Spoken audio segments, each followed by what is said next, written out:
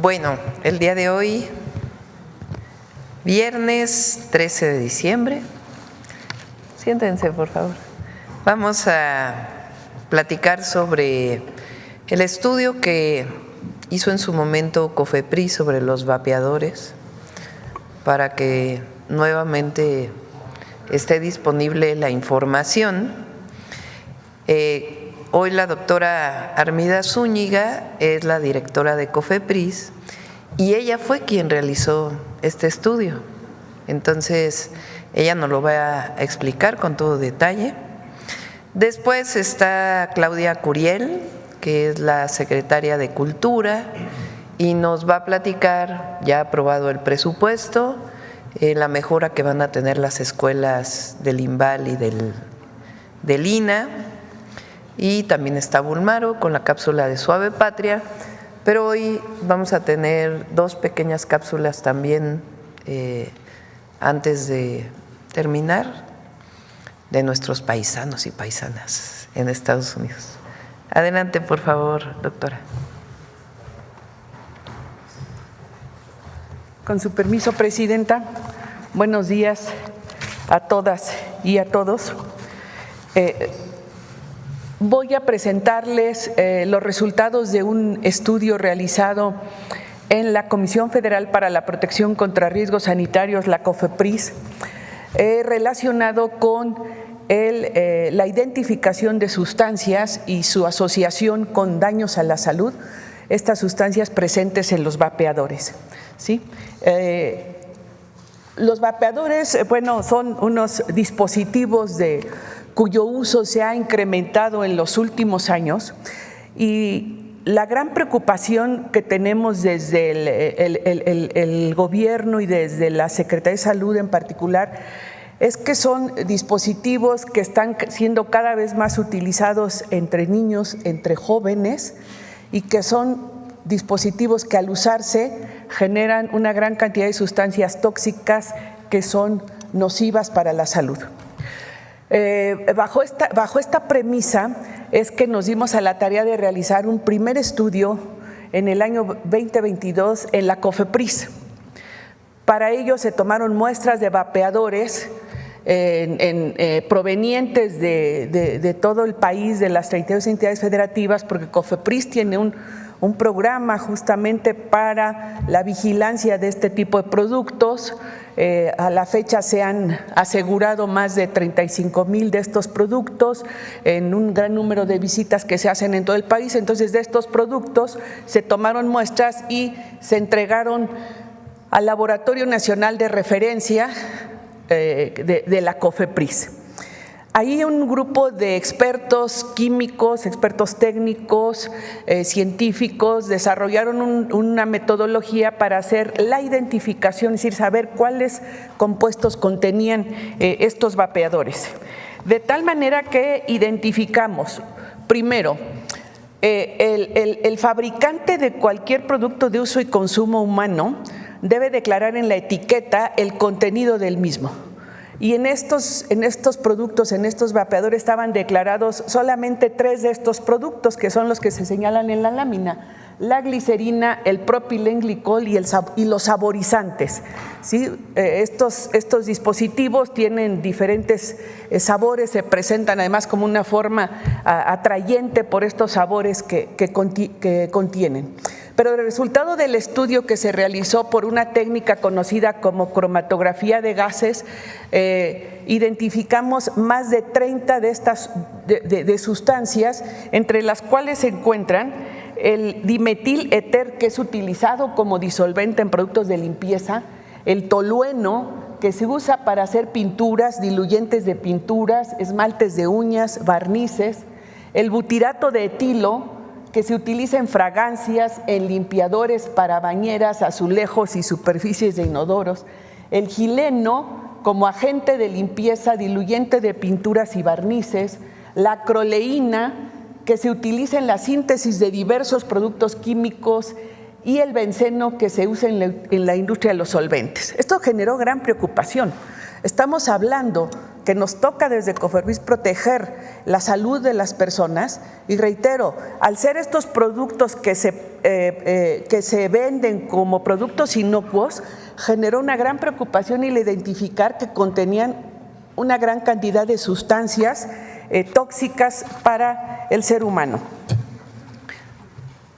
Derivado de lo anterior es que se desarrolló un protocolo de investigación conjuntamente con un centro de investigación del CONACYT, el CIDETEC de Querétaro, cuyos investigadores tienen una amplia experiencia en el análisis de este tipo de muestras.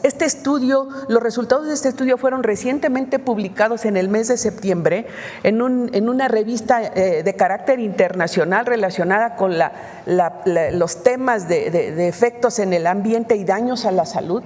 Esto está, repito, recientemente publicado, y aquí todavía se fortaleció más la hipótesis de que en los vapeadores están presentes sustancias dañinas y nocivas para la salud.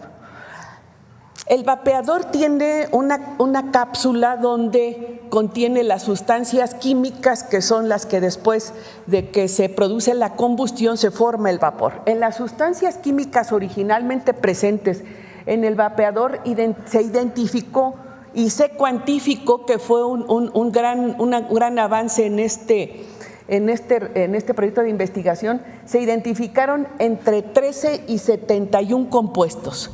La metodología analítica fue muy similar a la del primer estudio, se denomina cromatografía de gases acoplado a espectrometría de masas, que nos permite no solo identificar con alta precisión qué molécula es la que estamos identificando en el laboratorio, sino también su concentración. Y las concentraciones de estas sustancias rebasan lo señalado en normas internacionales de exposición a este tipo de compuestos. Pero además, cuando se quema, digamos, el contenido de esas cápsulas y se forma el vapor, identificamos entre 73 y 167 compuestos químicos presentes en el vapor que se genera en estos dispositivos. Nuevamente identificamos a muchas de estas sustancias químicas que está documentado en la bibliografía, en los reportes científicos a nivel internacional, que causan daños a la salud. De la nicotina, bueno, por todos conocidos, los daños a la salud y la dependencia, no solo daños a la salud, sino la dependencia que se genera de la nicotina por ser una sustancia altamente adictiva, que genera daños en diversos órganos del cuerpo, así también la acroleína asociada con arritmias cardíacas, daños al corazón, el formaldehído, que causa irritación de mucosas, daños al sistema nervioso, el metilglioxal y glioxal, que es citotóxico, es decir, causa daños a las células epiteliales de vías respiratorias e induce una serie de patologías relacionadas con la expresión de citocinas y todo esto relacionado con el sistema inmune.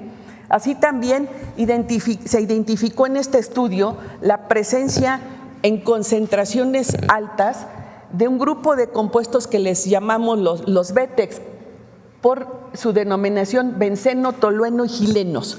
Son sustancias que afectan al sistema nervioso central y al sistema hematopoyético, es decir, al sistema sanguíneo, y que están directamente asociados, y esto es sustentado en reportes científicos internacionales, que son sustancias cancerígenas.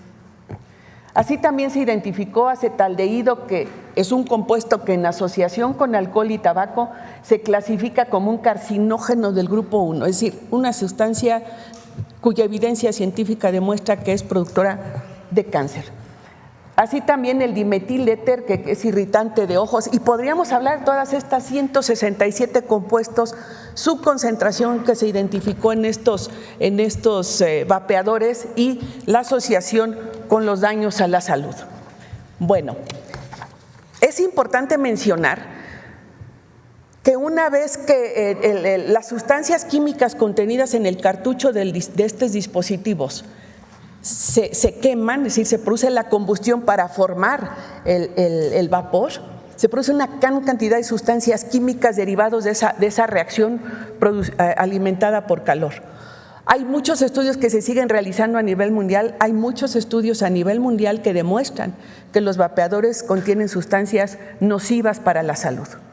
Para la COFEPRIS es un tema de preocupación importante, por eso es que derivado de este estudio se siguen detonando acciones en todo el país para seguir haciendo la vigilancia en los mismos. Lo que tenemos en nuestras manos no es un tema menor, es la salud de nuestra población y es la salud, reitero, de nuestros niños y nuestros jóvenes, ya que diversas encuestas relacionadas con la exposición a este tipo de sustancias demuestran que son cada vez más accesibles para los niños. No son productos inocuos, es decir, son productos que van a causar a mediano o largo plazo un daño a la salud, y por eso la intervención desde la COFEPRIS y en este gobierno liderado por la doctora Sheinbaum es cuidar y proteger la salud de todos los mexicanos, y muy especial énfasis en este tipo de productos que además son la puerta de entrada a diversas adicciones.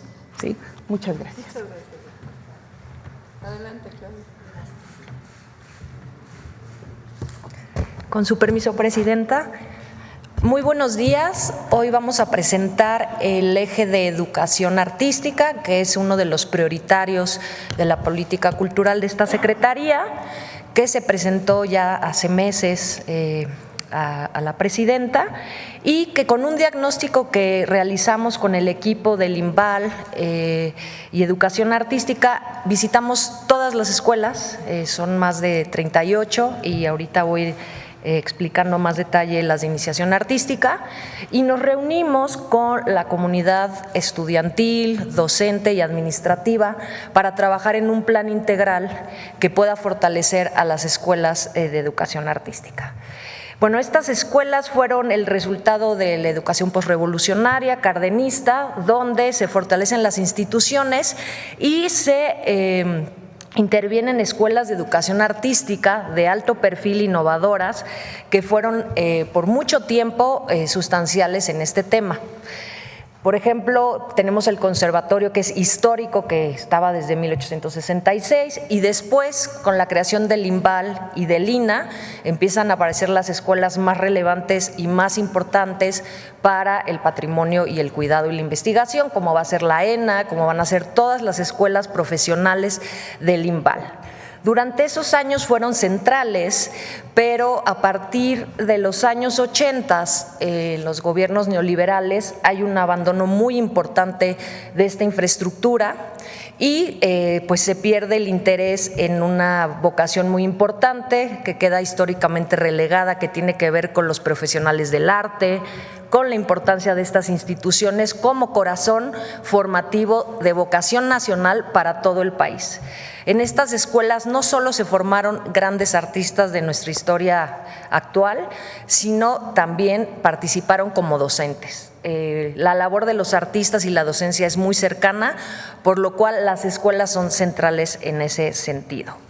Por esa razón es que se requiere de un trabajo integral profundo de renovación de las escuelas, y sería la segunda vez en la historia de estas escuelas que tendría una intervención como cuando fueran fundadas. Eso es parte de la política de este segundo piso que se platicó con la Presidenta, y que hay un interés porque estas escuelas recuperen esa fortaleza y puedan conectar también con la educación no formal, es decir, hacer un sistema articulado de educación artística.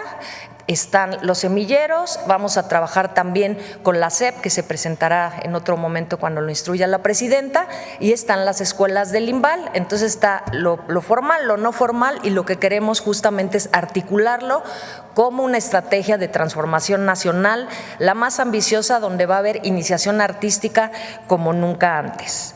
Esto, por supuesto, para que las escuelas desempeñen pues no solamente una vocación importante social en sus comunidades, sino como transformación social y humanista. Bueno, muchos conocen las escuelas del INVA. Tenemos de música, de teatro, de danza clásica, danza mexicana. Hay muchas de estas escuelas que recuperan tradiciones y oficios centrales de este país, como artesanía, danza, teatro. Avanzamos, por favor. Tenemos 4 escuelas de iniciación artística, hay 12 centros de educación artística media superior, las 24 escuelas universidades de escuela superior, donde está la ENA, todas estas escuelas del INVAL, el Centro de Capacitación Cinematográfica, en fin, y 65 escuelas de iniciación con participación en los estados, 4 centros de investigación. Avanzamos, por favor.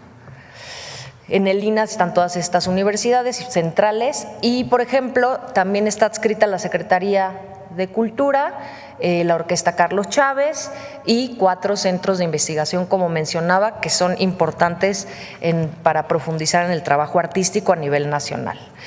Se atienden alrededor de 30,000 estudiantes con esta infraestructura que, fortalecida, va a poder atender una mayor matrícula ya con la capacidad instalada que tiene estas universidades. Avanzamos, por favor.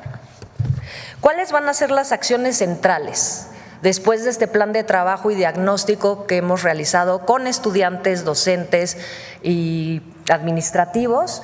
Bueno, de entrada, mejora en la infraestructura, no solamente mantenimiento menor, hay temas de infraestructura profunda que queremos atajar, y equipamiento como instrumentos, los laboratorios de la ENA, y en fin, los laboratorios de todas las escuelas, para que regresen a estar en ese mejor momento y seguir trabajando en la vinculación con otros espacios. Otro tema central que nos pidieron estudiantes, que es una deuda, hay planes de estudio que tienen alrededor de 15, 20 años sin actualización y que, de acuerdo a las demandas de las y los estudiantes, los nuevos tiempos, pues es central. Entonces se está trabajando con un comité de estudiantes, docentes, para actualizar los planes de estudio y queremos, de manera importante, fortalecer todas las escuelas del IMBAL, que si bien son de formación, valga la redundancia, formal, pero ampliar la visión también y ese enfoque en la pedagogía que tienen, con un enfoque comunitario que también fomente pues la colectividad, la inclusión para abordar otro tipo de problemáticas, porque platicando también y dialogando con los estudiantes, ellos también tienen muchas ganas de incidir en la transformación del país y no solamente dar una clase en un aula, sino cómo pueden intervenir en otros territorios, y por eso, al fortalecer todas estas escuelas, pues van a ser el corazón de trabajo también comunitario, más adelante con CEP, de trabajo de formación de formadores y para trabajo también comunitario. Entonces, ampliar, pues romper con ese paradigma únicamente formal y que tengan otro tipo de herramientas para una transformación social nacional. Y algo fundamental que se hace por primera vez, gracias al apoyo de la presidenta, sabemos que la educación pública tiene que ser gratuita y a partir del siguiente año ya no habrán cobros en inscripción y reinscripción de las escuelas del IMBAL. Se paga alrededor de 6,000 y en otros casos hasta 20,000 anuales. Ya no habrán inscripciones, justamente para garantizar educación de calidad pública para todas y para todos. Siguiente. Y bueno, ¿qué queremos hacer con toda esta estrategia? Consolidar el sistema más ambicioso de educación artística formal y comunitaria, es decir, que se articule como un sistema donde se puedan hablar, compartir conocimientos y formar artistas, pero también docentes que tengan una visión amplia de la educación, de la transformación, y que sea parte justamente de esta segunda etapa y del segundo piso de la transformación. Pues nada más por ahora es todo. Muchas gracias, presidenta.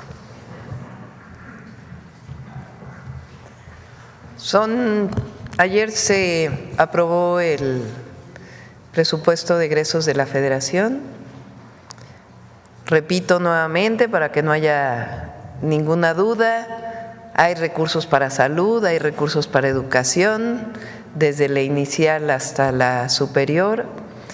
Hay recursos para la nueva Universidad Nacional Rosario Castellanos, para las universidades Benito Juárez y para todas las universidades públicas. Hay recursos para garantizar todos los programas de bienestar y su actualización, los 3 nuevos programas de bienestar. Hay recursos para los trenes, para carreteras, para las obras de agua que hemos estado presentando, y en particular hubo una reasignación de tal manera que la Secretaría de Cultura tiene 3,000 millones de pesos adicionales que van a ser dedicados a estas escuelas. Entonces, para que se conozca que está garantizado el presupuesto para el próximo año. y no toda la infraestructura se va a renovar en el 25, pero es un programa para los próximos 6 años. Bueno, quisieran pasar de una vez las 2 cápsulas de nuestros paisanos y paisanas que nos envían. Sí, las 2, por favor, son muy cortitas. ¿Qué es la importancia de las y los mexicanos en Estados Unidos?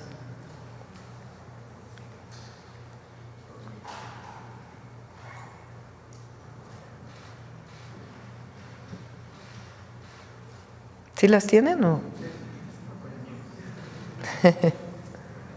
Hola, soy Adela León, una inmigrante mexicana que vive en Fowler, California. Mi nombre es Feliciano, soy un inmigrante mexicano que vive en Merced, California. Quiero platicarles cómo las y los mexicanos aportamos mucho en los 2 países. Nuestra ayuda es invaluable en sectores esenciales de la economía de Estados Unidos, como en el campo, en la construcción y la industria. Por ejemplo, ¿sabías que 7 de cada 10 trabajadores del campo somos de origen mexicano? ¿Qué sería de la economía sin esas manos? Seguro habría muchas mesas sin alimentos. Estas manos que durante la pandemia fueron llamadas trabajadoras esenciales. Y que aún somos esenciales. Por eso siempre decimos con orgullo que los 2, México y Estados Unidos, se benefician mucho de lo que hacemos, con muchas ganas para ambos. Les mando un fuerte abrazo con mucho cariño. con mucho orgullo mexicano. Hola, soy Selene Partida, orgullosa migrante mexicana desde Chicago. El ingreso de nosotras, las y los trabajadores inmigrantes mexicanos al año en Estados Unidos es de $320,000 millones. Las remesas que se envían a México son $63.3 mil millones. Más de 4 veces de lo que se envía a México se queda aquí en Estados Unidos. México y Estados Unidos se benefician mucho de lo que hacemos nosotros los migrantes. Les mando un fuerte abrazo desde Chicago. Pedimos a muchos hermanos y hermanas que están allá, paisanos y paisanas, que estén enviando lo que ellos consideran que es su aportación a la economía de Estados Unidos y a la economía de México. Y los vamos a estar pasando, incorporando a la mañanera del pueblo. Bueno, ahora sí pasamos a las preguntas. A ver, sobre el tema. Buenos días, Yubel Carolina de Código Libre. Presidenta, sobre el tema, ¿qué mensaje da el gobierno a aquellas personas que habla de más de 5 millones que usan vapeadores si no cree que crezca el comercio informal, el contrabando? Es un mensaje porque recuerden que el presidente López Obrador modificó la ley para prohibir la venta y comercialización de vapeadores y la Corte echó para atrás ese cambio a la ley.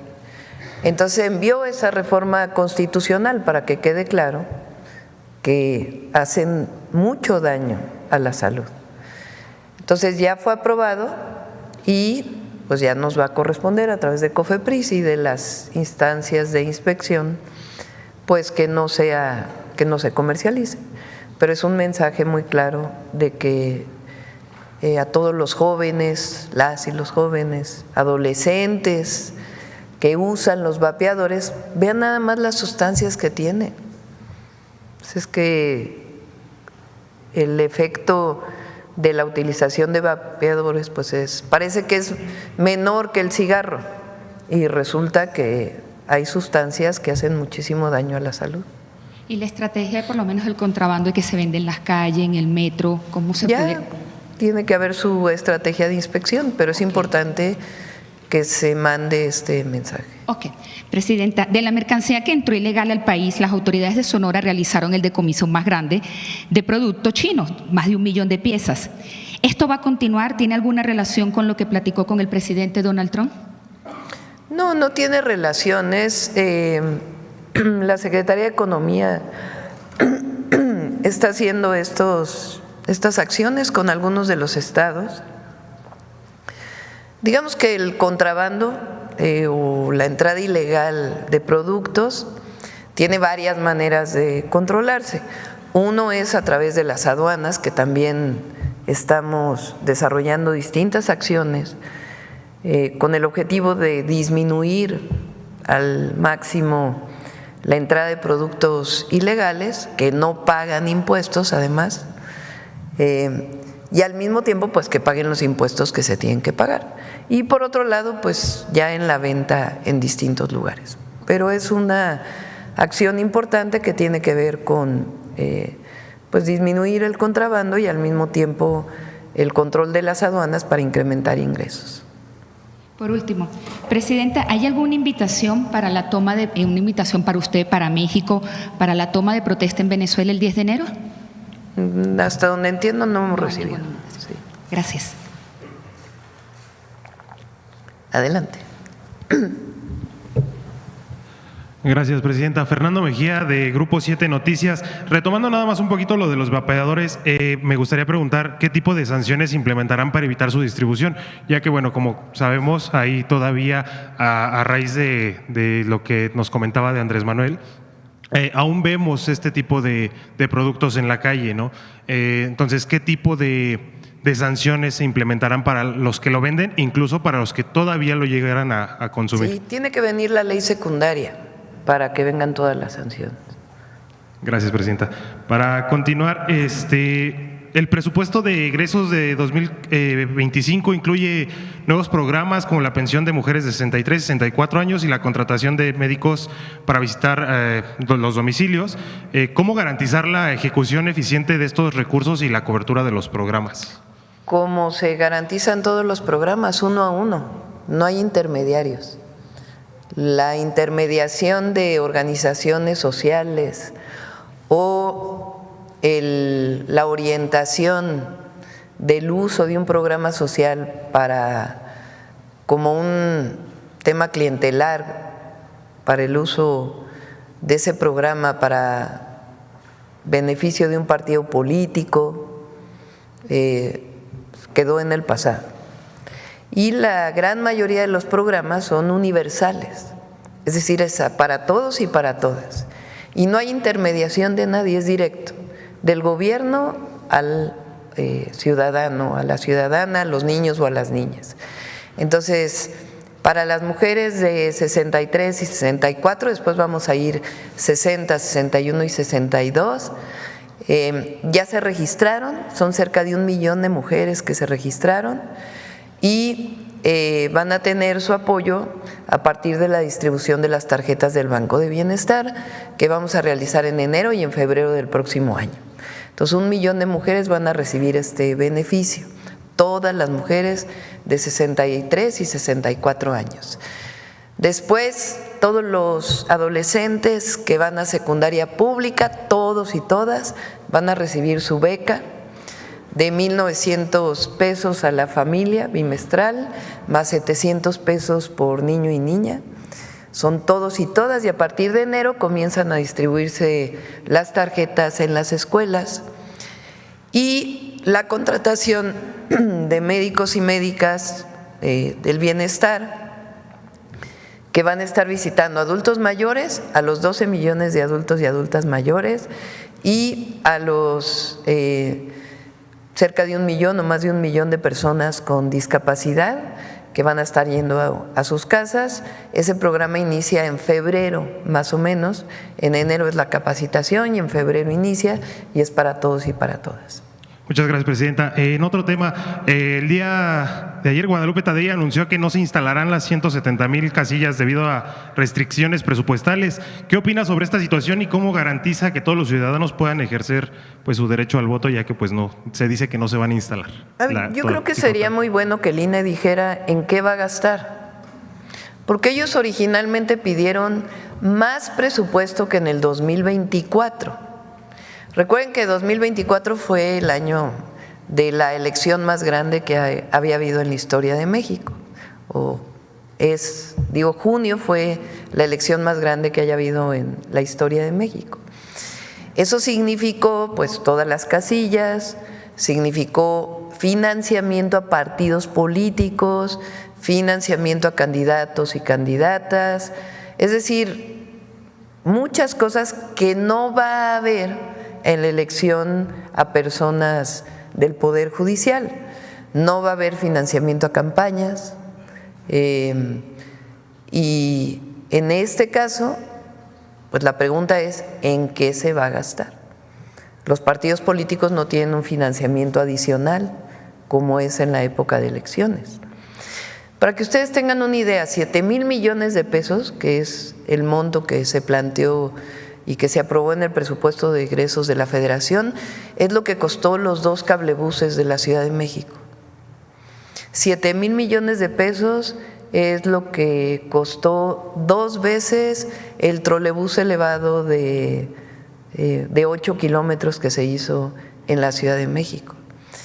7,000 millones de pesos es lo que vamos a invertir el próximo año en distintos lugares de Guerrero para hacer carreteras, para hacer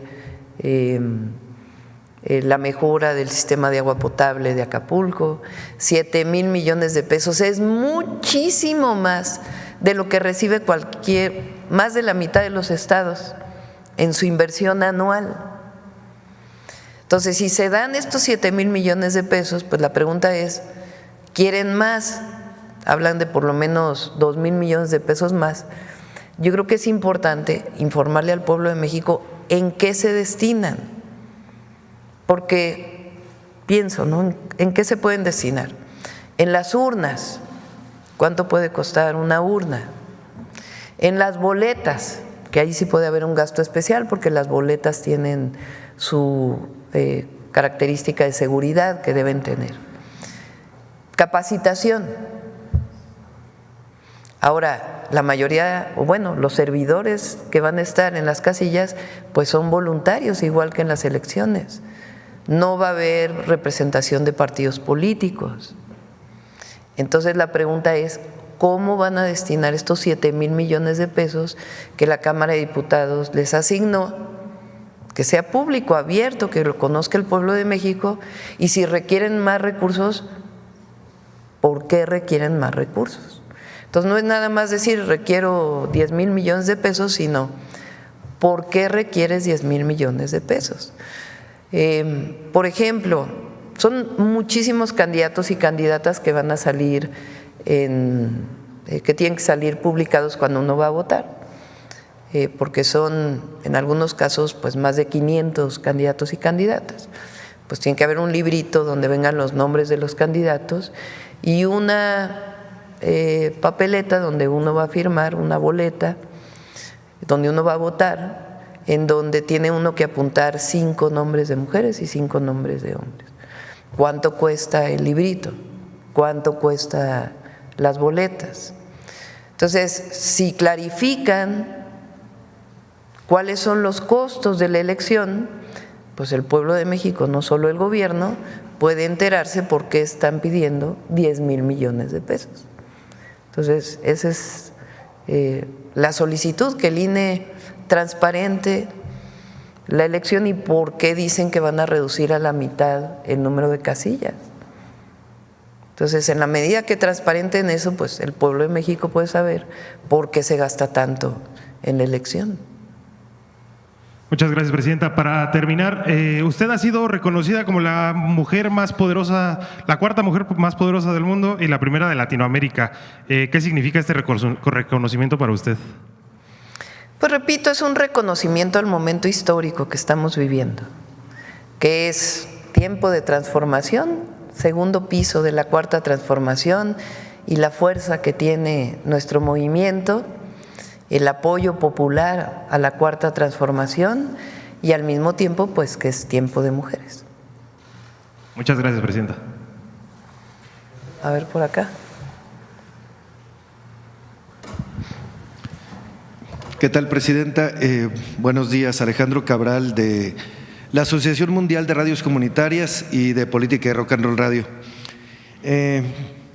Soy egresado de CEDART, del Centro de Educación Artística de la Preparatoria, así que me da mucho gusto esta inversión a las escuelas artísticas y, bueno, ya de la cultura.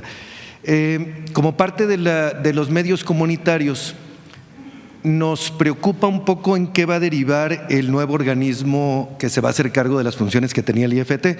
Y quiero aclarar, no nos asusta la desaparición del IFT, ni mucho menos.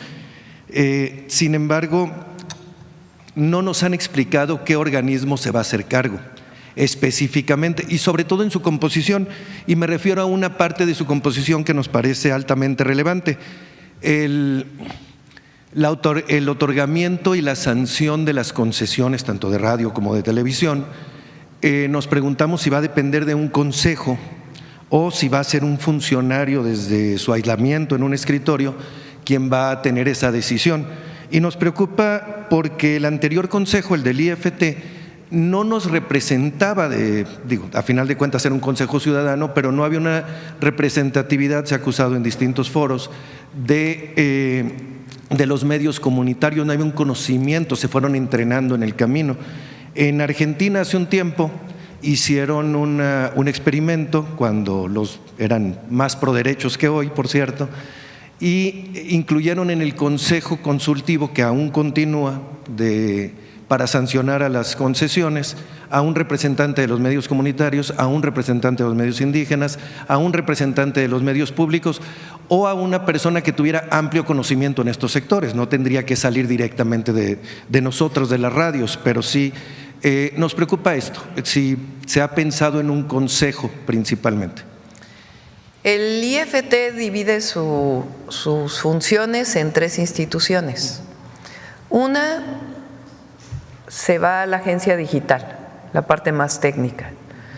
La otra queda en esta organización, que es un organismo descentralizado, que va a depender o está sectorizado en la Secretaría de Economía, que es este organismo que va a regular tanto lo que tenía COFESE como el IFT para evitar monopolios privados. Ese organismo está por crearse y tiene que venir una ley secundaria para dar sus características, pero mantiene, digamos, su independencia técnica, pero no la autonomía que se planteaba antes, que en realidad pues no funcionó para su objetivo, que era disminuir la monopolización de ciertos productos y servicios, tanto la COFESE como el IFT, sino más bien para limitar al Estado. En realidad, para eso funcionaban estos organismos autónomos.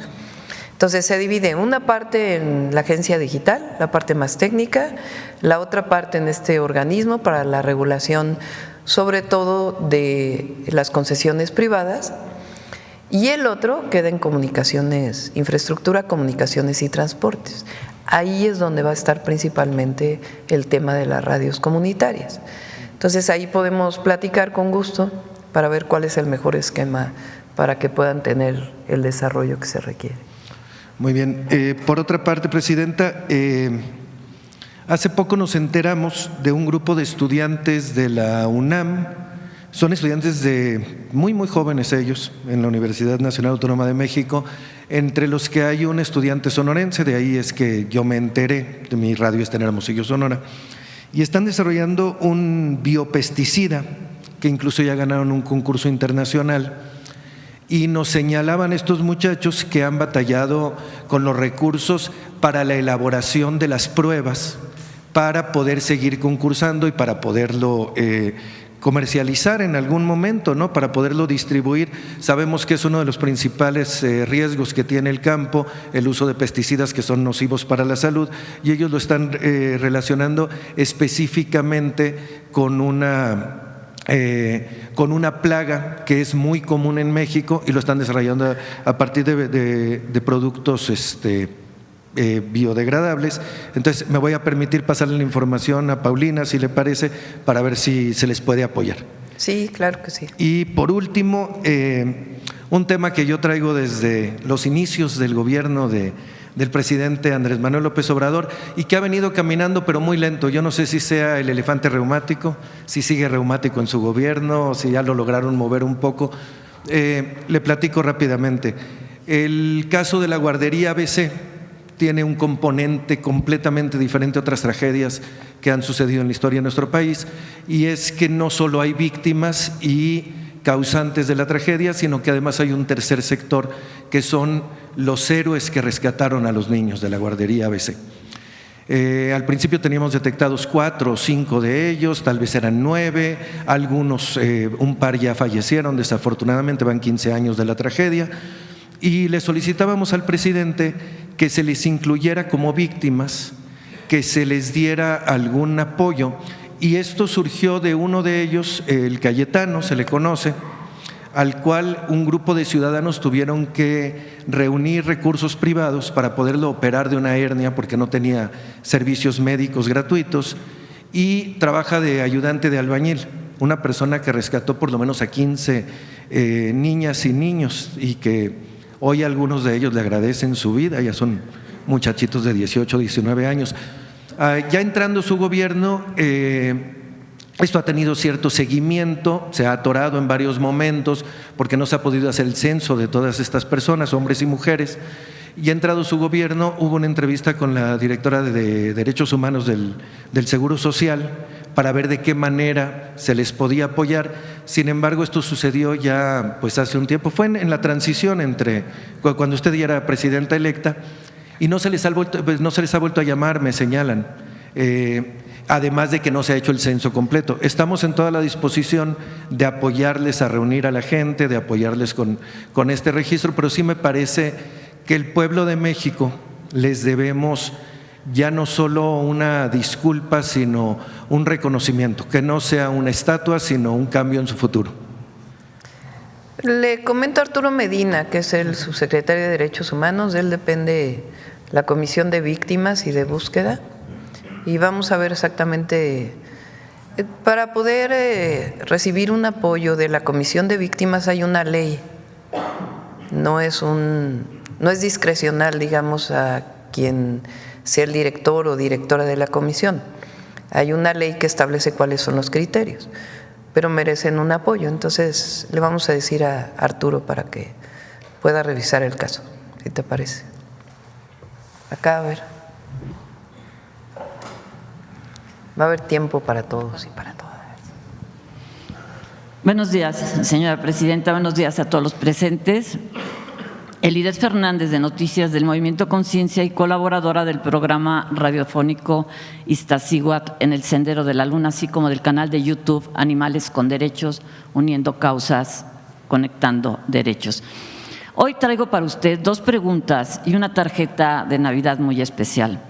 Señora presidenta, con la publicación en el Diario Oficial de la Federación del decreto por el que se reforman y adicionan los artículos 3, 4 y 73 de la Constitución Política de los Estados Unidos Mexicanos en materia de protección y cuidado animal, estamos dando un paso histórico de progreso moral desde México para el mundo en el marco de la revolución de las conciencias, una apremiante revuelta en favor de la paz entre todos los seres vivos. Enhorabuena, México.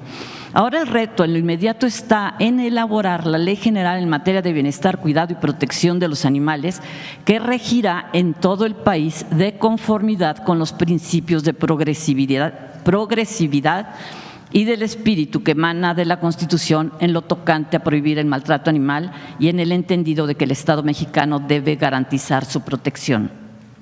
Señora presidenta, el Movimiento Conciencia, así como distintos colectivos de diversos gremios, en colaboración con activistas, profesionales y académicos de múltiples disciplinas, desean confiarle próximamente su proyecto, en el cual ahora mismo están trabajando a propósito de la ley arriba mencionada.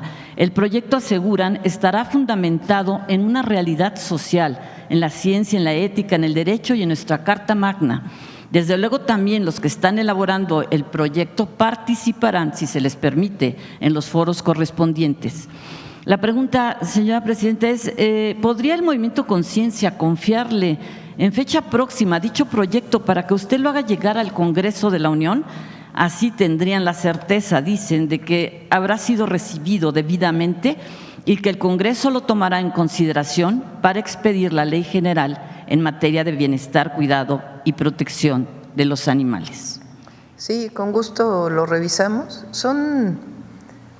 Bueno, en efecto, Fíjense, son, si mal no me equivoco, 18 reformas constitucionales que se aprobaron en estos 2 meses y medio. Entre ellos 16, o entre ellas 16 que había enviado el presidente Andrés Manuel López Obrador, y después la igualdad sustantiva y también el que en el caso de los amparos no haya inconstitucionalidad, o que en el caso de reformas constitucionales no proceda la ley de amparo, que era lo mismo que tenía ya la propia ley. 18 reformas constitucionales. Además, se presentaron diversas leyes, entre ellas las leyes de igualdad sustantiva, las leyes de la reforma al Poder Judicial. El día de ayer se envió todavía una ley de reforma al Infonavit, al Senado, para que sea parte de la reforma constitucional del derecho a la vivienda. Entonces vienen muchas leyes secundarias todavía en las que tenemos que trabajar, entre ellas, por supuesto, esta Ley General de Cuidado Animal. Y allí sí es importante que pues, participen organizaciones y distintos grupos de la sociedad que son protectores y que quieren ver reflejada en esta ley general pues mucho del activismo que han desarrollado. Entonces, tanto al Congreso como a la propia consejera jurídica, que es quien se encarga de esto, pues recuperamos esta iniciativa y la ponemos a consideración. Permítame que para hacerle la segunda pregunta, señora presidenta, exponga muy brevemente el contexto. Primeramente le comento lo que aconteció en días pasados en contra del albergue En Busca de un Hogar. Cuerpos policíacos irrumpieron de forma violenta en sus instalaciones en un operativo para llevarse literalmente a su fundadora y a los animales que se encontraban ahí bajo su custodia. Se ilusionan en vano quienes creen que todos esos perros y gatos tendrán una mejor calidad. ¿En dónde fue? En Busca de un Hogar, en la colonia Narvarte. Hicieron un operativo policíaco y se llevaron ese día a su fundadora y a todos los perros, creo que no los han entregado. A ella al día siguiente salió, pero pues en busca, fue en un albergue que ha hecho un gran trabajo, ¿no? Me permite terminar, sí, justamente porque hay dos narrativas, las pésimas condiciones y las que no se puede haber mejores condiciones, no hay posibilidad. Se ilusionan en vano justamente quienes creen que todos esos perros y gatos tendrán una mejor calidad de vida en otro lugar. Los albergues están saturados, no hay hogares para tantos. Los animales del albergue han tenido en muchas ocasiones la oportunidad de encontrar una familia. Justamente mi propia familia se configuró durante muchos años con 3 perros adoptados en el albergue En Busca de un Hogar, mismos que acompañaron a mi hija en su adolescencia, lo que contribuyó a su formación en la responsabilidad, la empatía y el respeto al prójimo. Tengo mucho que agradecerles. Soy testigo del enorme esfuerzo que hacen justo para buscarles un hogar. Se requieren brazos para luchar, señora presidenta, no para cortarlos. Mientras los que atizan cotidianamente el problema gozan de impunidad. Ojalá este escandaloso operativo policíaco se hubiera dado en el mercado de Sonora, en las aduanas o en contra de los comerciantes de vidas que obligan a los animales a reproducirse con crueldad inimaginable, incluso en los traspatios. Esa gente es corresponsable de que muchos de estos perros terminen en los albergues, en las calles o en los centros de exterminio. Los criminales no son los que se echan a los hombros la tarea de proteger animales. Los criminales se encuentran en otra parte. Pero ¿qué hacer? ¿Qué hacer cuando en la actualidad solo tenemos 3 caminos en concreto? Y esto incluye a cualquier persona, sin excepción. 1. Dejar a los perros y los gatos moribundos, atropellados, aguzanados, hambrientos y sufriendo en las calles. 2. Por compasión recogerlos y llevarlos a nuestras casas o a un albergue donde acabarán hacinados y todos, hasta el rescatista, coexistiendo en un infierno. 3, matarlos con las consecuencias que esto implica. Las pocas personas o refugios que pueden dar una vida digna a decenas de perros y gatos reunidos en un mismo lugar son excepciones, y este también es un tema de privilegios. Si en los albergues se genera inmundicia, es porque el Estado ha abandonado a los verdaderos rescatistas que se esfuerzan por llevar a cabo una tarea que le correspondería, permítame decirlo con claridad y respeto, al propio Estado. Para colmo, en este callejón sin salida, a río revuelto, sacan provecho los falsos protectores, pagando justos por pecadores. En múltiples ocasiones expuse este asunto en este espacio de la mañanera, pues la sobrepoblación de perros y gatos es extremadamente grave. Referí que esta situación es en sí misma un atentado contra la seguridad y la salud pública, ya que coadyuva a la descomposición del tejido social y a la depredación de la fauna silvestre, además de que contribuye a una brutal contaminación, entre otras aberraciones. Y agrego dos más: la pérdida de valores y la generación implacable y ascendente de violencias extremas. También ha quedado absolutamente evidenciado a través de la historia que las fábricas de la muerte solo agravan los conflictos. Solo un pensamiento retrógrado y criminal pretendería resolver esta terrible realidad realizando matanzas cuando pronto otros animales ocuparán su lugar, y así interminablemente. Señora Presidenta, integrantes del Movimiento Conciencia me piden le pregunte a usted si les permite entregarle en un breve plazo de tiempo un anteproyecto integral, ético y eficaz para afrontar puntualmente esta situación sobre la sobrepoblación de perros y gatos. Afirman que este problema también es un asunto de derechos humanos y que otros países lo han logrado mitigar considerablemente. ¿Por qué México no? ¿Les permite entregarle este anteproyecto? Sí, sí. Ya se ha logrado en otras partes del mundo, es un proyecto integral y creo que ya es tiempo de tomar a consideración este problema que es muy grave. Sí. Se lo hago entregar. Ambos proyectos se los hago entregar con Paulina. Por favor, sí. Y por último, muy corto, señora Presidenta, con profunda pena comunicamos el fallecimiento el 25 de noviembre pasado de Simón, el guajolote presidencial, como se le conoció popularmente, y el mismo que le regalaron al presidente Andrés Manuel López Obrador en una de sus giras a Oaxaca. Fue él quien autorizó se trasladara para vivir protegido hasta su muerte natural al santuario Sicarú. Lo recordaremos como un símbolo de lo que se construyó en este espacio de la mañanera. Entré aquí el 23 de diciembre de 2020 para salvar la vida de Simón el guajolote. 4 años después salí con una reforma constitucional en materia de bienestar, protección y cuidado animal. Este lapso coincide precisamente con el tiempo de vida y libertad de Simón en el santuario. Su historia se entretejerá con certeza en el realismo mágico. Nos consuela el hecho de que este animal no fue víctima de un matarife por gula, lo mató un animal cuyo hábitat hemos invadido los humanos. Por hambre, este animal feral traspasó los límites de seguridad. Permítame obsequiarle, señora Presidenta, una tarjeta de Navidad, un mensaje de amor y paz que año con año compartíamos con nuestros amigos y con la gente que siempre estaba pendiente del guajolote presidencial. Es una foto de Simón siempre posando, soberbio y empoderado, pleno y rodeado de Nochebuena. Feliz Navidad. Justo me contó hace unos días la anécdota completa una persona aquí en Palacio. Entonces, fíjate, se juntó. Muchas gracias y gracias por tu activismo. Gracias por escuchar, gracias, señora Presidenta. Gracias. A ver, ¿quién más acá?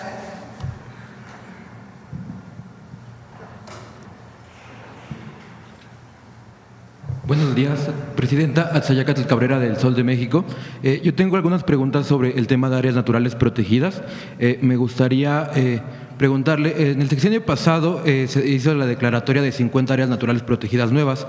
Preguntarle si en su gobierno usted tiene el plan también de desarrollar más declaratoria de nuevas áreas naturales protegidas para incrementar las hectáreas que pudieran protegerse en el país, pero en ese mismo sentido también preguntarle sobre el presupuesto.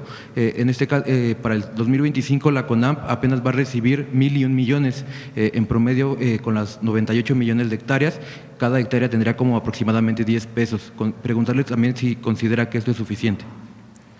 Sí, se requieren, además de seguir declarando, los programas de manejo y obviamente su mantenimiento, conservación, y lo van a tener las áreas naturales protegidas. Por cierto, quiero aprovechar para decir que Alicia Bárcenas, secretaria de Medio Ambiente y Recursos Naturales, no solo es una servidora pública ejemplar, sino es una mexicana ejemplar. Alicia es bióloga, ha dedicado su vida, o gran parte de su vida, a la defensa de los recursos naturales, de manera muy digna, honesta y con mucho conocimiento. Ella fue directora de CEPAL, que es la Comisión Económica para América Latina. Durante todo ese periodo, CEPAL hizo una defensa muy importante de lo que significa la reducción de las desigualdades y la pobreza y la defensa del medio ambiente. Y hoy tenemos el orgullo de tenerla como secretaria de Medio Ambiente. Entonces, yo estoy muy orgullosa y muy contenta de que Alicia sea parte de nuestro equipo, y lo digo por estas críticas que se levantaron en las redes sociales. Es una mexicana ejemplar. Entonces, ella es parte del equipo, va a seguir siendo parte del equipo, y no es justa pues esta crítica, y ahí pues los otros temas ya ella lo resolvió y tomó cartas en el asunto, pero yo estoy muy orgullosa de que Alicia sea parte del equipo. Pero sí va a haber más, se planea haber más declaratorias de áreas naturales protegidas. Tiene que ver con la Semarnat. La declaratoria de un área natural protegida tiene que ver pues también con las consideraciones de un ecosistema que requiere su protección.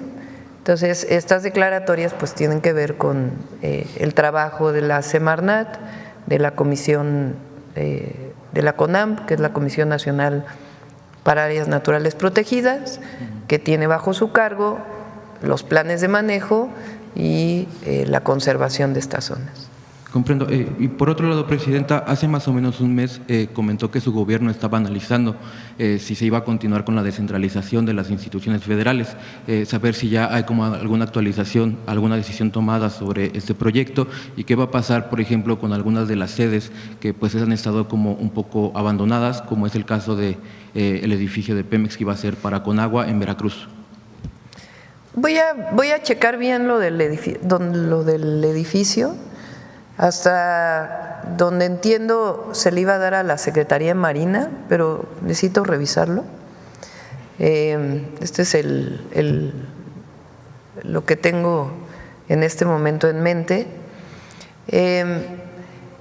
La descentralización también requiere sus recursos, porque no solamente pues es el edificio, sino el apoyo a la gente que se va a mover. Entonces, por el momento no tenemos contemplada esta descentralización, pero iremos viendo también en el sexenio. Vale, muchas gracias. Gracias. Acá. Gracias, buenos días. Aurora Castillejos, de Canal 14 SPR y Altavoz Radio. Presidenta, preguntarle, ¿qué opina de la sanción de 90 días sin goce de sueldo que se le dio a la jueza federal Nancy Juárez, esta jueza que propuso pues meterla a usted a prisión por haber publicado en el Diario Oficial de la Federación la reforma judicial? El Consejo de la Judicatura Federal impuso la sanción hacia Nancy Juárez por una investigación iniciada en 2022, cuando recibió denuncias por desempeño deficiente, nepotismo, acoso laboral y no respetar el derecho de los trabajadores adscritos. O sea, las sanciones por lo que hizo en el 2022. Denuncias presentadas en su contra cuando era titular de un juzgado en Cancún. Bueno, pues ahí está. Ni siquiera es por la queja que presentamos. La queja que presentamos, recuerden que fue porque ella, ¿se acuerdan? Resolvió eliminar del Diario Oficial de la Federación una publicación, cosa que es imposible eliminar una publicación. En todo caso, puede ser una resolución para que quede sin efectos y entonces hay una nueva publicación, pero es absurdo pedir la eliminación de una publicación. Y además estaba violando en ese momento la ley de amparo. Pero me llama la atención que pues las sanciones son por algo que hizo en el 2022. Afortunadamente es ya constitucional la reforma al Poder Judicial, va muy bien y el 1 de junio pues vamos a poder elegir entre todas y todos los mexicanos a los nuevos jueces, juezas, magistrados, magistradas, ministras y ministros. Al respecto, preguntarle sobre el expanista Roberto Gil Suart, que está pues diciendo que va a ingresar o va a intentar ser ministro a través de este método, a pesar de que estuvo en contra de la reforma al Poder Judicial. Preguntarle su opinión al respecto. Pues es esta hipocresía del conservadurismo. Pero bueno, pues que participe, qué bueno que va a participar. Ya pues que la gente decida. Que es muy importante, por cierto, se está haciendo una revisión en el caso del Ejecutivo y es importante que se haga en el Judicial y en el Legislativo, que las personas que se inscriben cuenten con todos los requisitos y además pues no haya ninguna carpeta de investigación o alguna sentencia que tenga que ver con alguno de quienes se presentan, ¿verdad?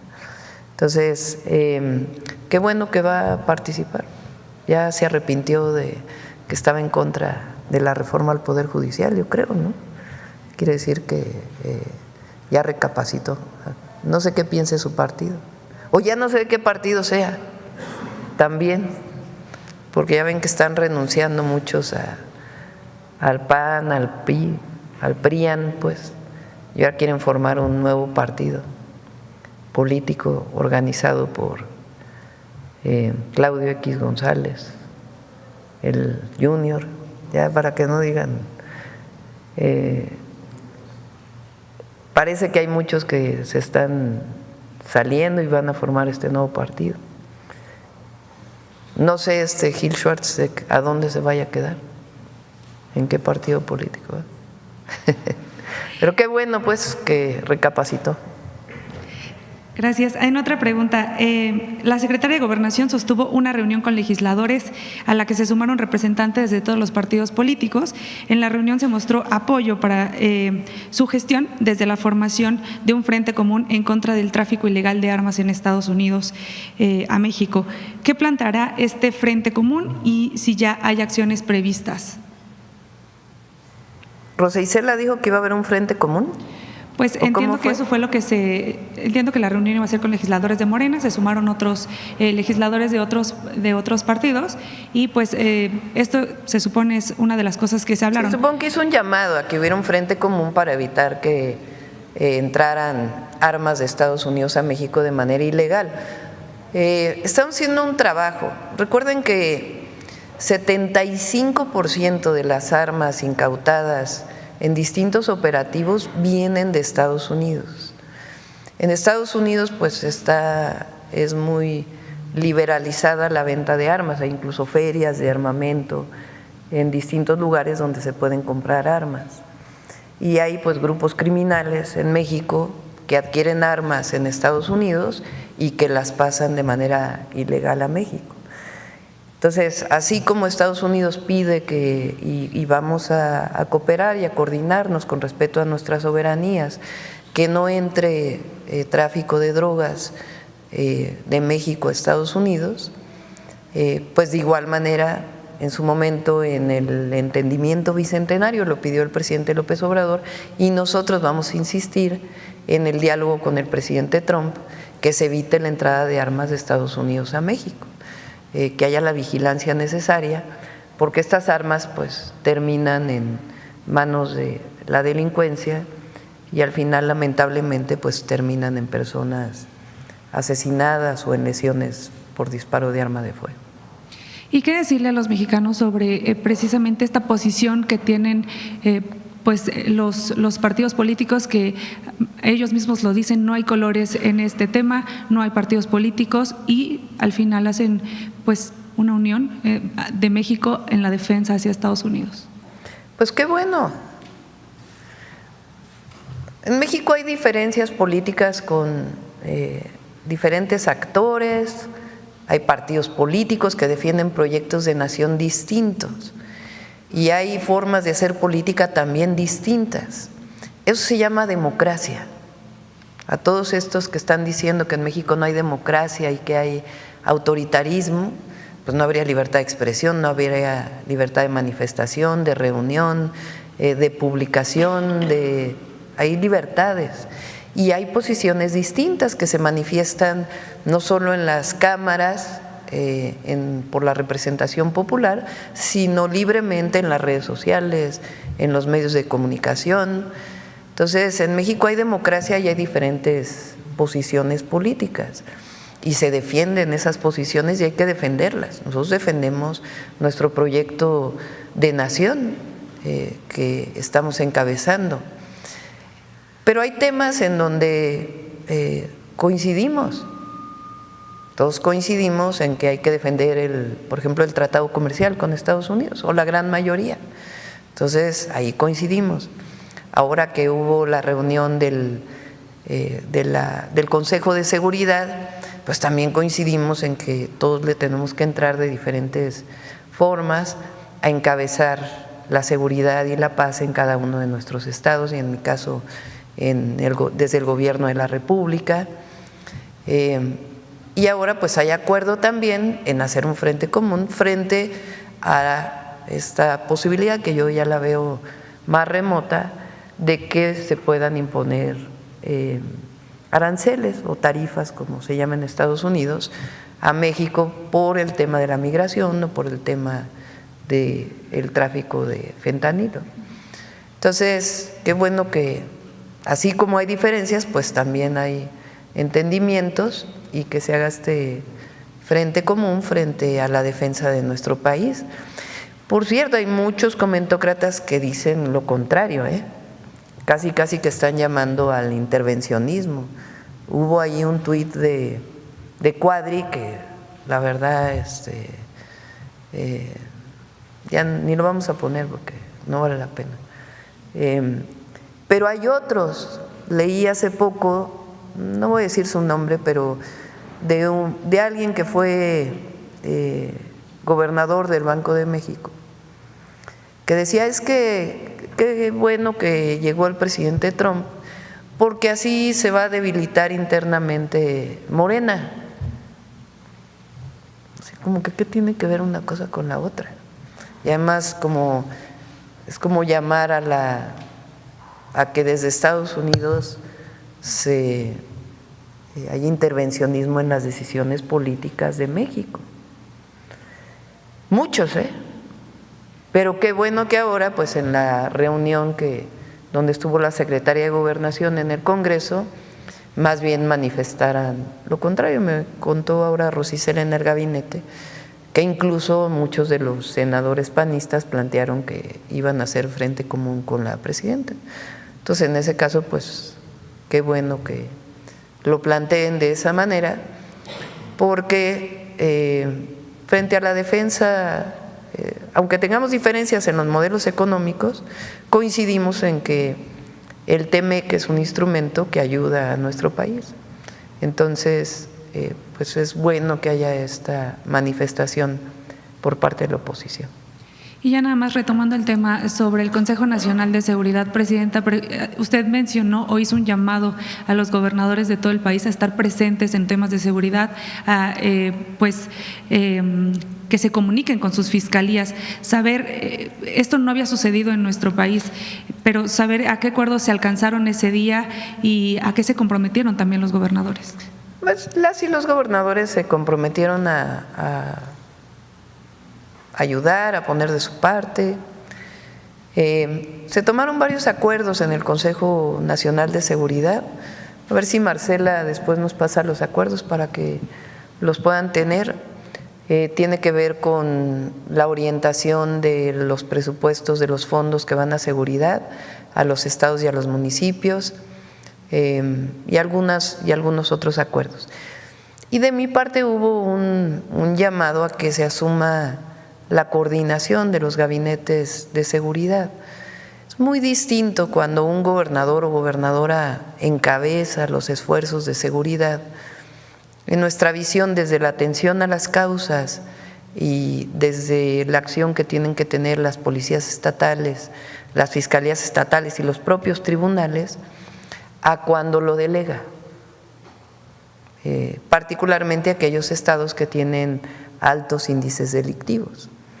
Entonces nosotros vemos cada tanto en el Gabinete de Seguridad qué tanto participan los gobernadores en los gabinetes de construcción de la paz. Ayer estuvo, por ejemplo, el gobernador de Tabasco en la reunión de seguridad, aunque no hubo mañanera, sí hubo reunión de gabinete de seguridad. Y Javier May, por ejemplo, encabeza todos los días el gabinete y está presente incluso en los distintos territorios de su estado. Hay otros gobernadores y gobernadoras que van una vez a la semana, por ejemplo. Y para la seguridad hay que estar todos los días y hay que encabezar la coordinación.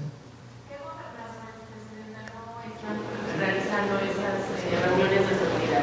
Pues ya lo presentamos, si quieren después. Algunos gobernadores de algunos estados y gobernadoras de estados que tienen altos índices delictivos y que no están participando todos los días.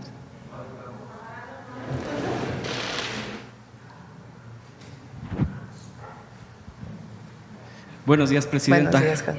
Buenos días. Hans Salazar, de Noticiero en Redes. En el Estado de México hay una mina, Tizapa, que se encuentra en huelga desde agosto. De hecho, ya fue reconocida la huelga por parte de la instancia correspondiente. El problema ahí que están reclamando los mineros son aproximadamente entre 500 y 600, casi 600 mineros que laboran en esta empresa, en esta minera que corresponde a Grupo Peñoles. El punto aquí es que ellos están pidiendo dentro de sus demandas la revisión del contrato colectivo. Ellos dicen que hubo una regresión al respecto porque pues en ese momento, como se le conoce, había un sindicato charro, así lo señalan ellos. Ellos han pedido también la revisión de el reparto de utilidades, en fin, derechos laborales que a su consideración hay una regresión por esta revisión del 2020-2021 y que pues en todo caso no se niegan, por supuesto, a pues que la Secretaría del Trabajo, que las instancias correspondientes incluso lo piden que intervengan en un tema de negociación de pláticas, que es como se debería de resolver.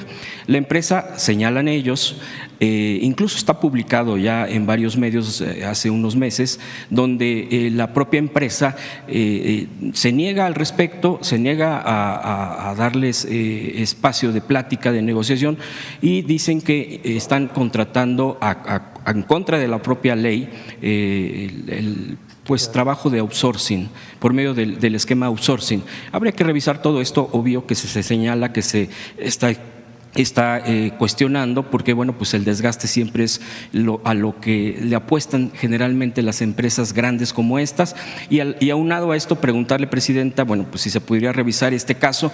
Le he dado seguimiento, de hecho he entrevistado a los mineros, y la pregunta también, usted hace unos días en este mismo tema de las minas dijo que se va a hacer una revisión también de las condiciones de trabajo en las minas, de que se esté cumpliendo, incluso porque hay muchas mineras canadienses en nuestro país. Ha habido reclamos incluso del tema ambiental, de los daños que se han causado.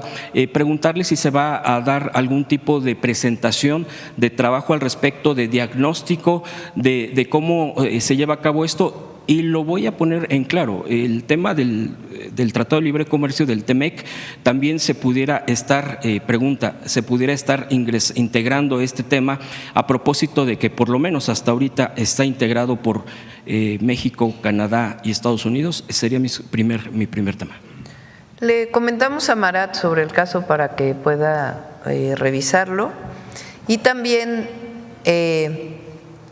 en la última reunión que estuve en Pasta de Conchos, ahí los mineros me plantearon esto. Ahí en particular en las minas de carbón hay muchas minas pequeñitas, hay minas grandes, pero también hay minas pequeñas, como era el caso del Pinabete, y también es importante que se cumplan los derechos de los mineros, que pues es una profesión de alto riesgo, un trabajo, un oficio de alto riesgo. Entonces, se lo plantea Marat y lo está analizando para ver qué podemos hacer para proteger aún más a los mineros.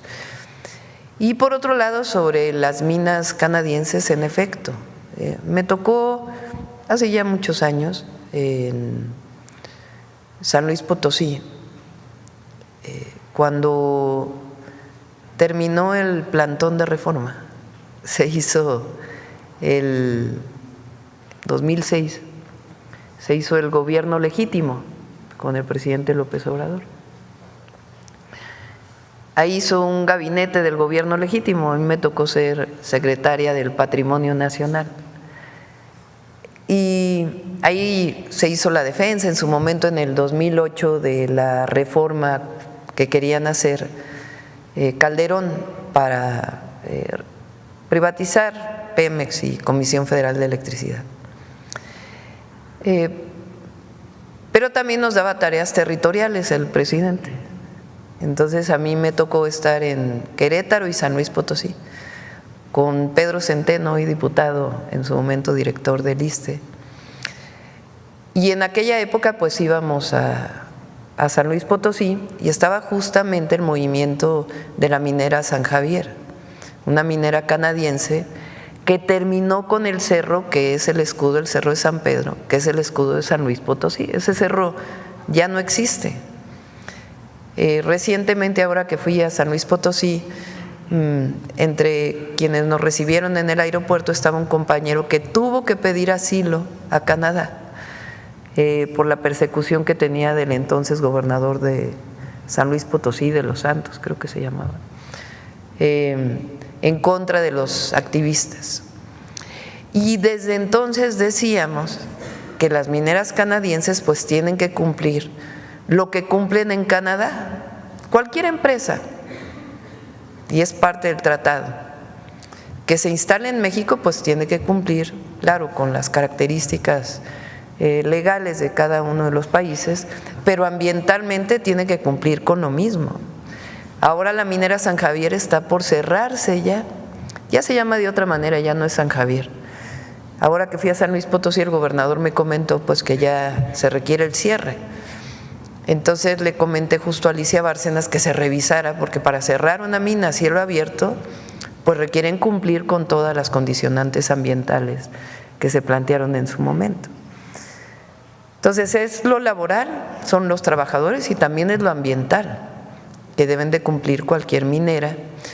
Y está la revisión constitucional que mandó el presidente, que tiene que revisarse porque las minas a cielo abierto son diversas. Entonces hay que hacer una revisión en particular, como se presentó la reforma constitucional, pero sí, desde el Gobierno de la República vamos a garantizar lo que nos toca en los derechos laborales y la protección ambiental de las minas. Gracias, Presidenta. En otro tema, a propósito del tema migrante, ya sea por cuestiones laborales o por cuestiones de estudio, ya sea de un año, de medio año, de años, que nuestros connacionales se encuentran en otro país, pues se requiere, y aquí usted mismo ha comentado que se está estructurando, así lo entendí, sobre la defensa de ellos, de ellas, ya sea en la condición que hayan llegado, ya sea por vía legal o incluso pues por otra vía. No quisiera yo mencionar porque también hay términos que son hasta ofensivos para la dignidad humana. Preguntarle sobre esta estructura jurídica. Creo que varios consulados, embajadas hacen un excelente trabajo. Algunos pues son más adelantados en el tema de proteger a nuestros connacionales, nuestras connacionales en cualquier otro lugar del mundo que no sea nuestro país, pero el refuerzo de, obviamente, porque las cosas cambian, el dinamismo de las relaciones internacionales van cambiando, los gobiernos cambian, ahora vemos pues este tema con Estados Unidos en el tema migratorio, y hay un caso especial. Preguntarle si próximamente se atenderá y se anunciará o se dará información al respecto por parte de la Cancillería de cómo va esta defensa, más aún con todo lo que se viene en el reto, y ponerle un ejemplo de un caso de un estudiante, de Carlos Armando Romero Saucedo. Este estudiante, de hecho aquí tengo todos los datos, incluso ya han venido aquí a Atención Ciudadana, se les ha atendido y todo, nada más que se ha complicado bastante y por eso lo quiero exponer rápidamente. Es un estudiante que fue por intercambio estudiantil a Vancouver, Canadá, de la Escuela Bancaria y Comercial de la Ciudad de México, en conjunto con GLED Global Education Corp, es una institución o es una empresa que se dedica a este tipo de intercambios. Y bueno, la causa por la que se genera un problema, él viajó en este intercambio aceptado, los papeles, el pago que se hace, es que al solicitar servicios y beneficios, estas instituciones involucradas, eso es lo que se señala, y las personas responsables optaron por imputarle a esta estudiante una acusación falsa de agresión sexual. Incluso actualmente he estado en comunicación con su hermana, ya no es una acusación sexual, es una acusación de tocamiento, es decir, han ido modificando esto y la causa que ellos señalan es que por exigir ciertas condiciones que tenían que haber cumplido estas instituciones, esta empresa en comento, pues no se le ha permitido la salida de Vancouver, Canadá. Este es el problema. Él se mantiene en esta ciudad canadiense, pero sin ningún tipo de apoyo más allá de lo que pues a veces la buena voluntad hay. Ya ha respondido, a partir de que vinieron, ya ha respondido el consulado de nuestro país en Vancouver, pero solo les han sugerido pues que pueden ir a ONGs para pedir ayuda, tanto alimentación, tanto dónde quedarse, porque además este joven es todavía más agravante, no puede trabajar allá, está impedido precisamente por el tema del señalamiento. Entonces está atorado de que no se puede regresar a nuestro país, no puede resolver allá nada hasta que este proceso concluya, que se ha alargado de acuerdo a estos señalamientos que me hace su hermana y la mamá. Es importante el contexto de todo esto, Presidenta, no es menor, porque más allá de números, pues es lo que sufre la gente. El papá, los padres son adultos mayores, el papá se tuvo que ir allá con él, están tratando de salir adelante, les mandan dinero, es como si estuvieran precisamente en una cárcel donde tratan de subsistir. El consulado sí ha respondido, pero el fondo, que es el apoyo de un abogado, ese es el fondo, Presidenta. Entonces, eso es lo que yo quisiera preguntar. Sí, danos el nombre para que podamos apoyarle a través de Paulina, si quieres. Ayer estuve ayer o antes de ayer, con el canciller, con Juan Ramón de la Fuente. Él va a venir a una mañanera, no sé si la próxima semana, espero que sí, porque sale nuevamente. Él estuvo en distintos estados de la Unión Americana, viendo el funcionamiento de los consulados, hablando también con las organizaciones o los organismos de Estados Unidos que tienen a su cargo la deportación de un ciudadano que no es estadounidense, y aparte en otras actividades, también incluso hablando con empresarios mexicanos allá. Particularmente en Estados Unidos estamos fortaleciendo el apoyo legal, estamos fortaleciendo los consulados y en particular el apoyo legal. Vamos a ver el tema de Canadá también. Hay reglas para la deportación de un ciudadano o ciudadana mexicana a México.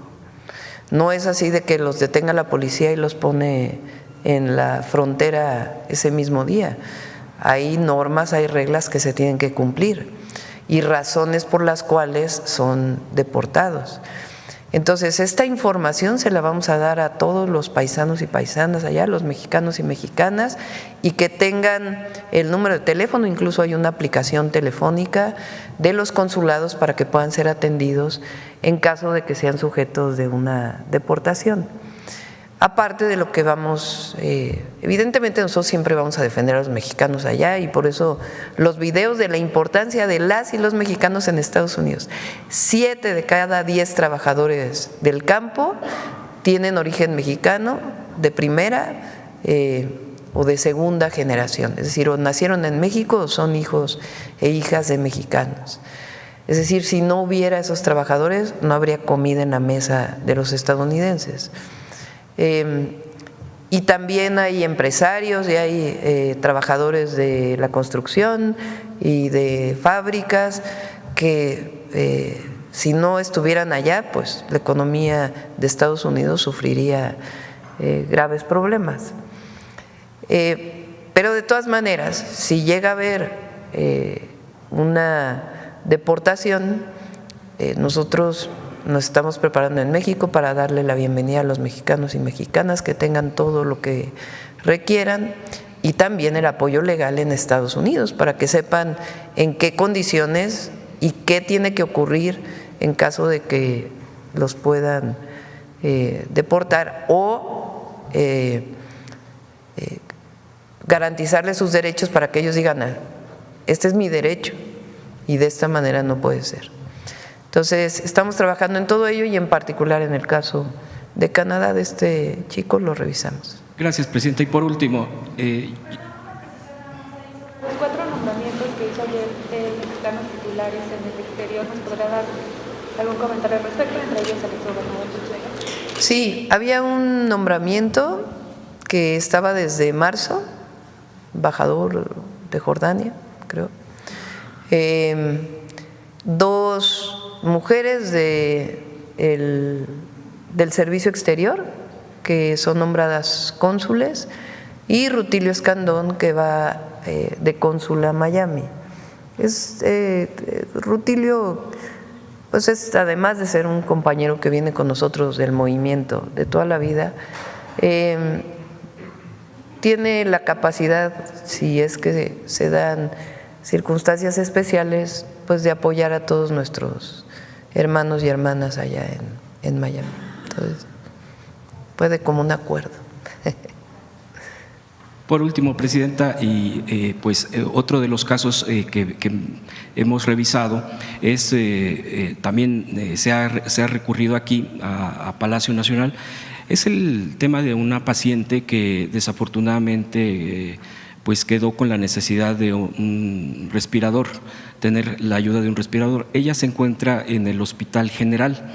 En el Hospital General ya lleva prácticamente 2 años y no ha podido salir hacia su hogar, pues con estas condiciones que desafortunadamente por cuestiones francamente pues que rebasan ya también la capacidad de lo que se puede hacer por alguien cuando cae en algún mal, pues no ha podido conseguir un respirador para que se pueda ir a su casa y pues qué sé yo, pues tratar de tener una vida lo más digna que se pueda. Ha quedado pues en el hospital.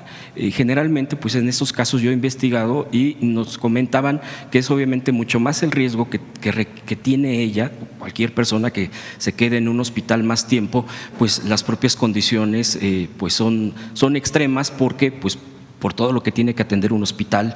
Yo preguntarle, Presidenta, en estos casos, ¿cómo se recurre? El tipo, porque un aparato de estos pues son costosos, no son algo que se pueda comprar como alguna otra cosa, e incluso CONACYT en su momento creó este tipo de cosas precisamente a partir de la pandemia. ¿Y cuáles son los caminos? Muchas veces la gente no lo sabe. Aquí ya se ha canalizado, pero dicen que es imposible atender este caso. La verdad es que se ha atorado mucho ahí, y preguntarle cuál es el tipo de atención. Y por último, ya en otro de los temas, ya se lo preguntaron, pero yo quisiera ahí preguntar que sea quizá más específica en su respuesta. Usted es considerada la 4ª mujer más poderosa del mundo por parte de la revista Forbes. Ya ha venido un pues nombramiento de usted y de reconocimiento a nivel mundial. Usted ha respondido pues que es un tema de que el poder es humildad, tal cual como se ha ejercido. A mí no me queda la menor duda, más allá de lo que se diga o que no y los ataques. ¿Qué le diría a usted a las niñas, a las jóvenes en este sentido, porque bueno, se está difundiendo obviamente en los medios y en las redes, y yo preguntarle, por ejemplo, y se lo digo en un tema personal, aunque pues eso también luego genera crítica, mi sobrina me decía, es que yo quiero ser presidente un día. Entonces, no es el caso nada más de alguien cercano a mí. Lo estamos viendo en las redes, en un video que ya se pasó aquí. Creo que eso es una forma también de liberación, y que hemos tenido grandes deportistas, seguimos teniendo grandes deportistas, me refiero ya incluso con medallas ya consolidadas, ¿no? O científicos, bueno, usted ha sido reconocida como científica. ¿Qué mensaje le daría si una niña le preguntara qué se siente o de qué sirve ser considerada la cuarta mujer más poderosa del mundo? Y que aquí llegó a decir el presidente López Obrador en su momento, y va a ser la presidenta la mejor del mundo. ¿Qué le diría a las niñas? ¿Qué mensaje concreto les diría si le preguntaran eso? Y le agradezco la oportunidad. Bueno, sobre el caso del respirador, en la pandemia dábamos esta posibilidad de que se fueran a su casa con apoyo. Vamos a ver este caso porque no se ha podido dar y poderla apoyar. Si se apoyó en la pandemia, pues se puede mantener este apoyo en particular. Entonces, si nos das el nombre a través de Atención Ciudadana para poder apoyarla. El ser la primera mujer presidenta es un símbolo.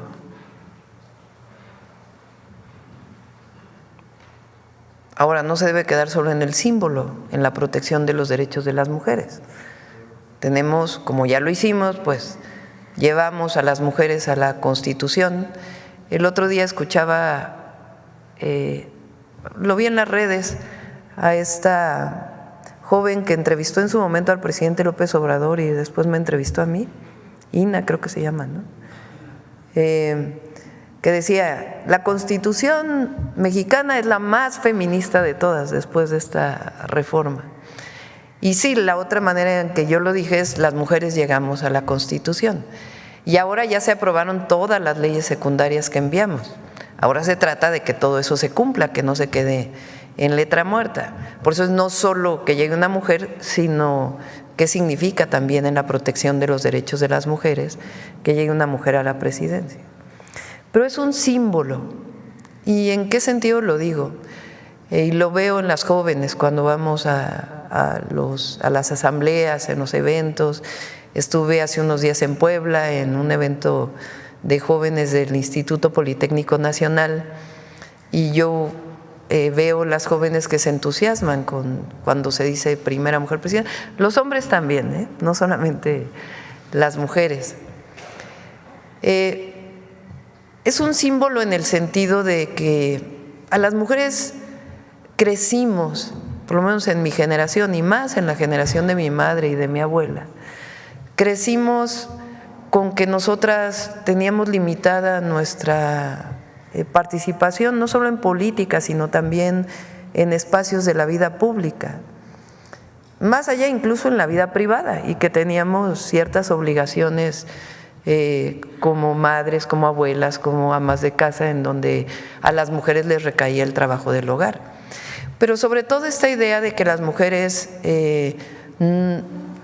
ni en los sueños, de hecho hay un video por ahí que es de Estados Unidos de muchas niñas que dicen las mujeres tenemos derecho a soñar y no se nos niega la posibilidad.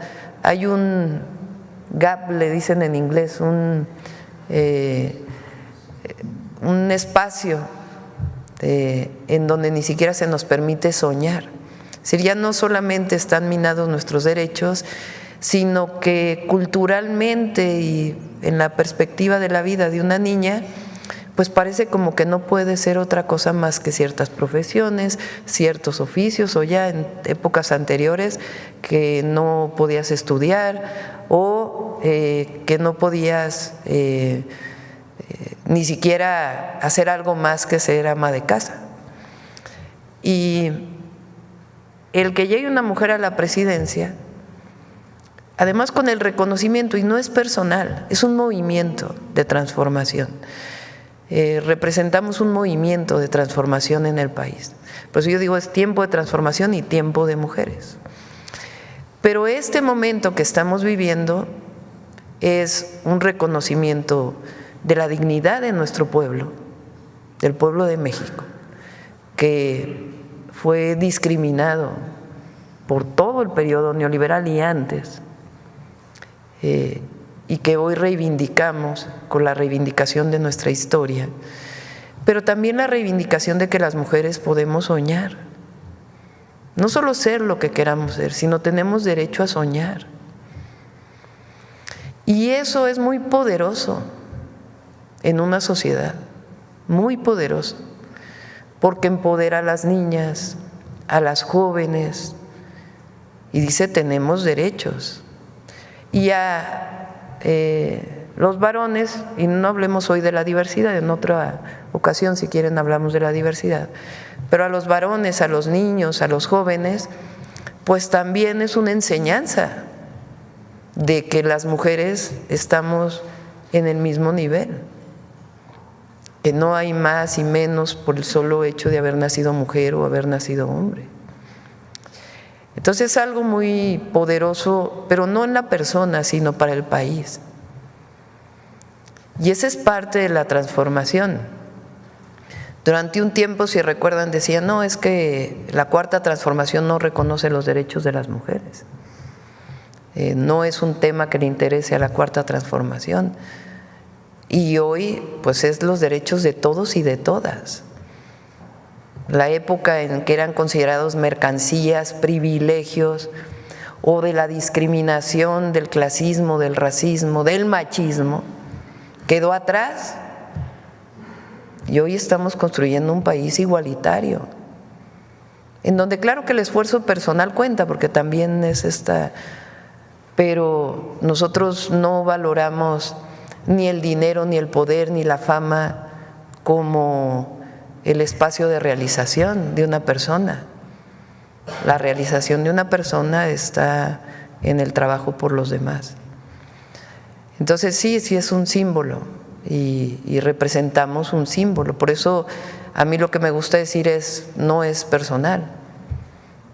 Por eso llegamos todas y hay presidentas en todos lados de la sociedad. Bueno, cerramos con esto. Vamos al cierre de Suave Patria.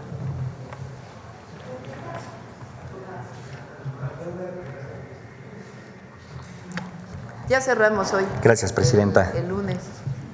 Con su permiso.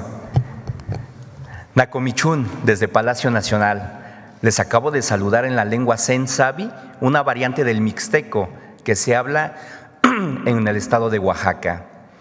Hoy en nuestra Suave Patria vamos a retomar un caso, una historia que se vio en redes sociales.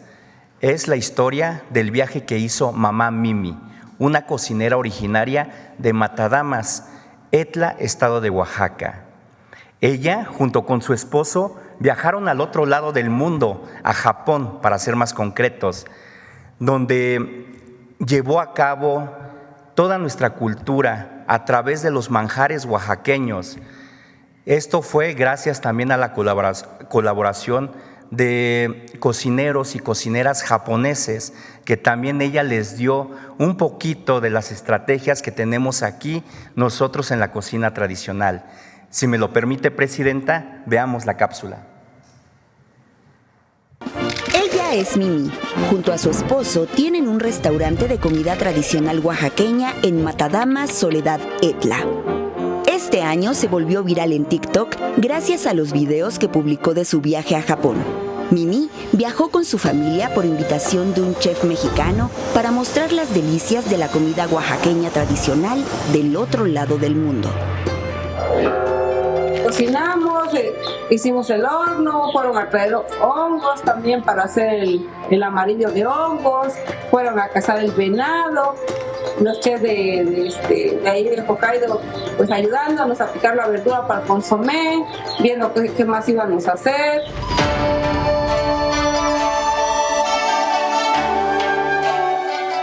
Al final del día decían mamá Mimi, estuvo delicioso.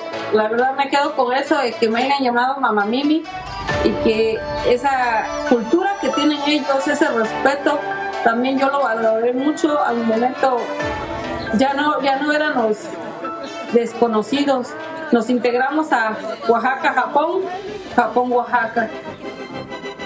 Somos cocineras tradicionales, pero también llevamos el corazón bien puesto en Oaxaca, que yo siempre he dicho que cuando yo cocino y prueban la comida es como llevar un pedacito de Oaxaca en su corazón, porque Oaxaca lo da todo.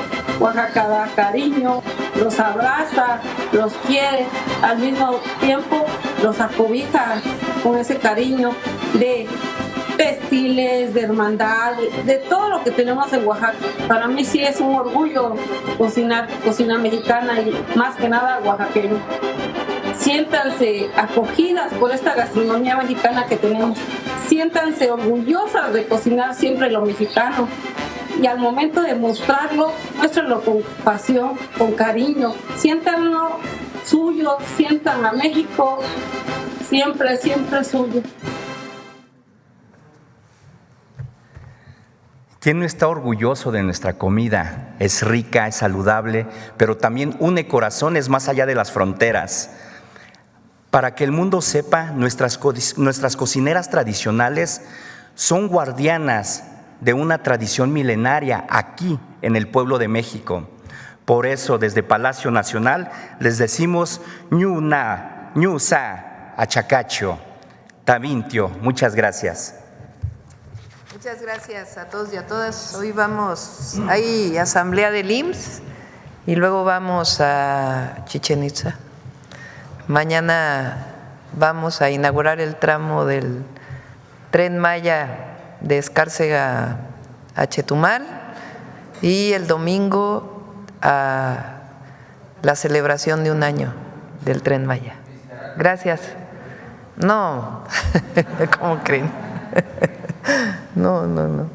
Él está contento ahí en su rancho, en su casa, ranchito, en su casa. No hay que molestarlo, ¿cómo creen? Gracias a todos y a todas.